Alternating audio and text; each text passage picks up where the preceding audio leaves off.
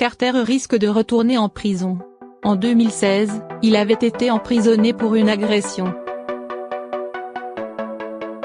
Cette fois, le membre des Backstreet Boys, qui ont essayé de revenir en force, est visé pour une enquête pour viol.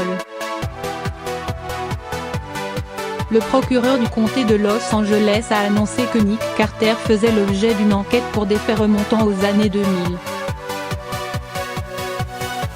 La police de Santa Monica enquête sur ce dossier depuis le mois de février et a rendu ses conclusions à la justice, ce jeudi 2 août, précisant que l'affaire avait été confiée au département des enquêtes criminelles.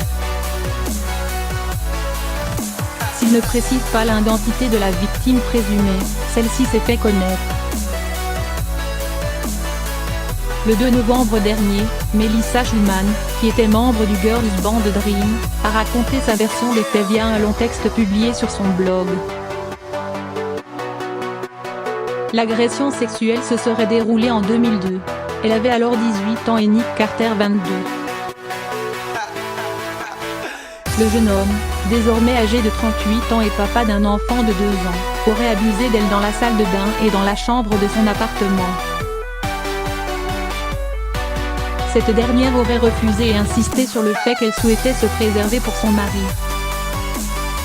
« Je pourrais être ton mari », lui aurait rétorqué son agresseur présumé, avant de la violer.